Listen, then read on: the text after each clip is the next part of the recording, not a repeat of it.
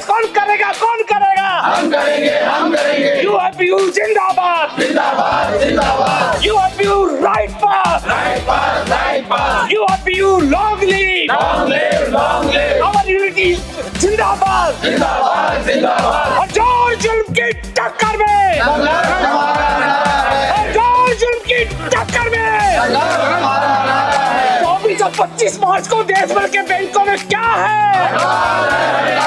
24 और 25 मार्च को देश भर के बैंकों में क्या है? 24 और 25 को बैंक का चक्का जाम करेंगे। जाम करेंगे, जाम करेंगे। 24 और 25 मार्च को बैंक का पहिया जाम करेंगे। जाम करेंगे, जाम करेंगे। हमारी मांगे जाएंगे। जय, जय, जय, जय। प्राइवेट बैंकिंग लागू करो, लागू करो, लागू करो। प्राइवेट बैंकिंग लागू करो, लागू करो, लागू करो। आवाज दो, आवाज दो। यूएपीयू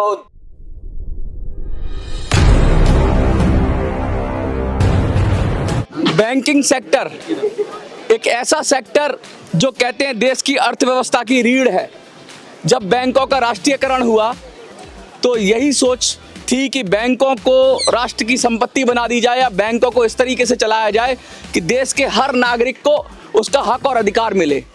मोदी जी ने हर किसी का खाता खुलवाया। ये बैंक के जो कर्मचारी हैं इन्होंने अपना खून पसीना बहाकर रात दिन मेहनत कर कर जब जब देश को आपदा आई, देश पर आपदा आई, जब जब देश पर विपत्ति पड़ी और जब जब देश को जरूरत पड़ी, ये लोग खड़े रहे।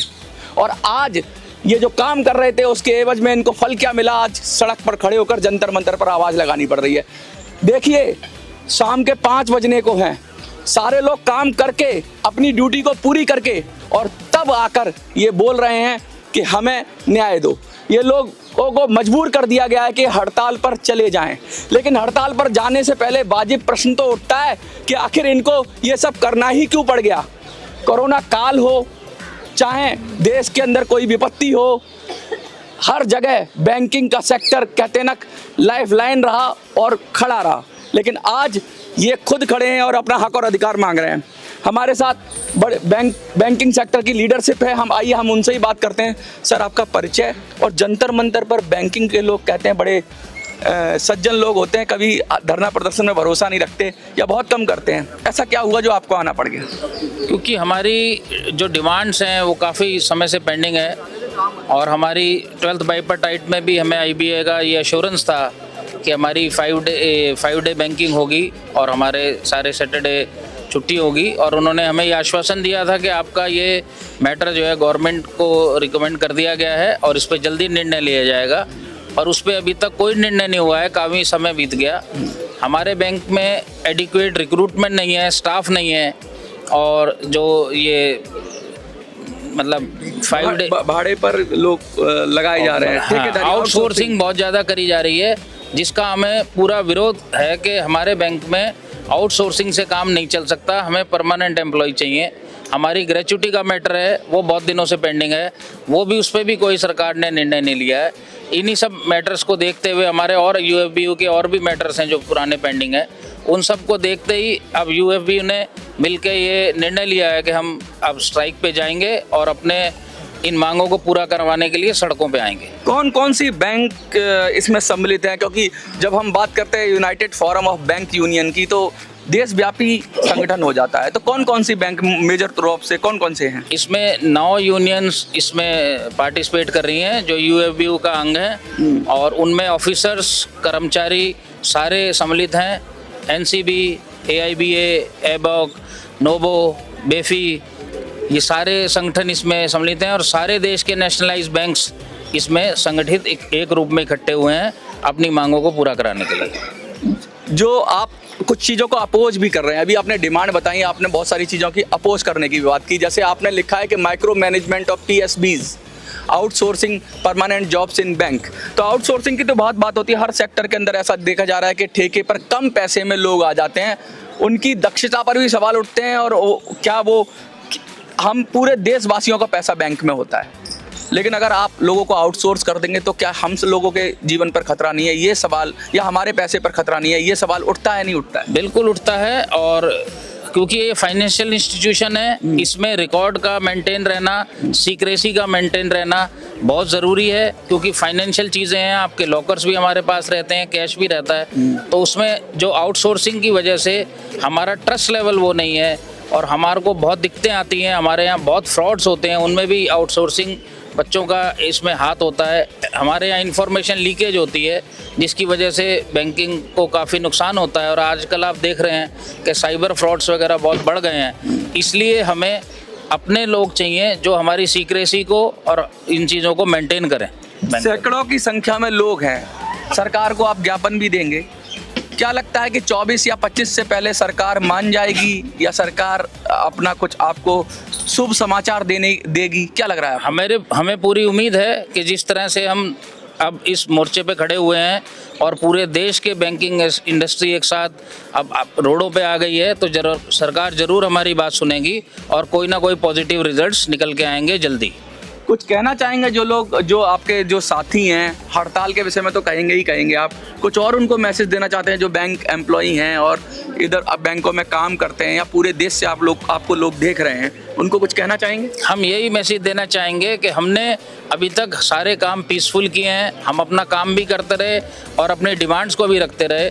हम आगे काम जरूर करेंगे, पर अब हम अपनी डिमांड्स को पूरी तरह से एग्रेसिव रूप में करेंगे और सरकार को बाध्य करेंगे कि वो हमारी बात सुने और हमारी बात माने। कितनी, क्या आप जैसे हड़ताल होगी तो अक्सर ये होता है कि हड़ताल होने पे बैंक सेक्टर पूरा बंद ही हो जाता है एक तरीके से, क्या कोई प्रोटेस्ट भी होगा और प्रोटेस्ट होगा, क्या उसका कोई स्थल है? और प्रोटेस्ट का पूरा वो बना हुआ है, अभी धरना भी होगा, अलग अलग प्रदर्शन भी होंगे अलग जगह और उसका पूरा शेड्यूल हमने बनाया हुआ है। हाँ। और 24 से पहले हम सारी चीज़ों को पूरी कोशिश करेंगे कि पब्लिक कर देंगे, जिससे सरकार हमारी बात सुने। मतलब ये डिसेंट्रलाइज होगा, क्या कोई बड़ा धरना का भी प्लान है जैसे रामलीला ग्राउंड या जंतर मंतर, या डिसेंट्रलाइज होगा? आप कुछ कहना चाहेंगे? 3 मार्च को यहाँ दिल्ली में पूरे हिंदुस्तान से हमारा नेतृत्व जो है वो आकर के धरने पर बैठेगी, लीडरशिप आएगी। अच्छा। और एरिया वाइज डेमोन्स्ट्रेशंस, हर एक देश की राजधानी जो शहरों की जो है उनमें डेमोन्स्ट्रेशंस वगैरह, पूरा प्रोग्राम 24-25 तक जो है पूरा फुल प्रूफ वो लगातार।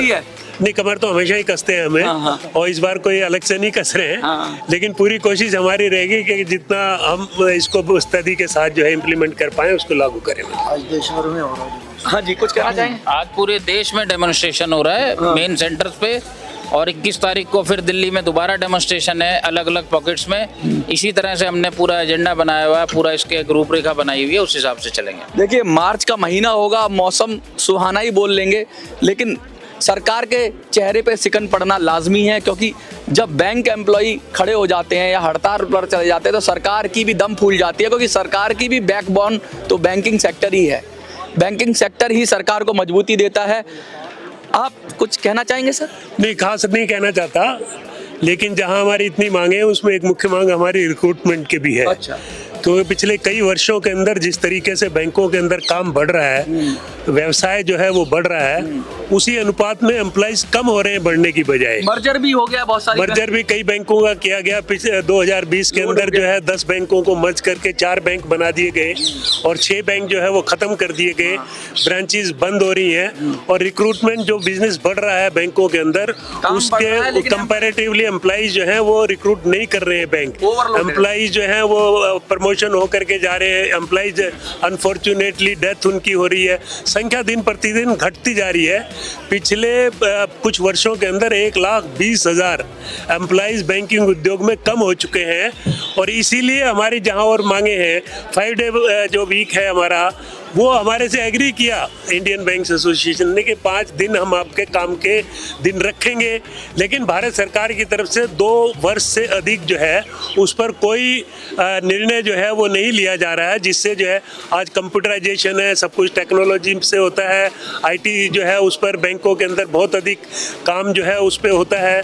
तो उसको देखते हुए हम चाहते हैं कि 5 दिन का जो है काम जो है वो बैंकों में रहना चाहिए, और ताकि उनकी जो कार्य क्षमता जो है है वो भी बढ़े और उनको जो है पूरा अवकाश जो है उनको मिले। अभी एक हाल फिलहाल न्यूज भी आई थी कि हार्ट अटैक काम की वजह से पड़ गया, इतना स्ट्रेस था, तो वो भी सारे हेल्थ के फैक्टर भी इसीलिए है क्योंकि आज बैंक्स के अंदर जो इतनी जवाबदेही बढ़ रही है, कस्टमर्स का इतना अधिक दबाव है, व्यवहार भी उनका जो है कई बार इतना उग्र हो जाता है कि एम्प्लॉइज के ऊपर, और इंटरनली भी जो है कि मैनेजमेंट प्रबंधन जो है इतना अधिक डिमांडिंग हो गया है कि छोटे छोटे काम के लिए उनका एक जितना दबाव रहता है एम्प्लॉइज के ऊपर जो है, देर रात तक वो काम करते हैं बैठ करके। ग्राहकों की संख्या भी बढ़ी है और ग्राहकों की संख्या बढ़ रही है, और जिस तरीके से जो है शिकायत पर जिस तरह से एक्शन जो है वो लिए जा रहे हैं, झूठी हो सच्ची हो ये कोई जानने की कोशिश नहीं करता, तो इस दबाव के अंदर बहुत से हमारे एम्प्लॉइज जो हैं उनके साथ दुर्घटनाएं हो रही है, और कई तो हमारे जो है साथी जो है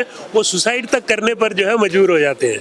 तो बहुत सारी दिक्कतें हैं, परेशानियां हैं, सरकार को उसका हल करना चाहिए, जो संगठन है उनके साथ बैठकर चर्चा करनी चाहिए, और मुझे लगता है कि हड़ताल से पहले अगर कोई अच्छी खबर आती है तो सरकार की सेहत के लिए भी अच्छा है, देश की सेहत के लिए भी अच्छा है, और बैंकिंग सेक्टर में काम करने वाले एम्प्लॉयज़ की सेहत के लिए भी अच्छा है। आपको क्या लगता है कमेंट में ज़रूर लिखिए। देखते रहिए मिनी संसद। धन्यवाद।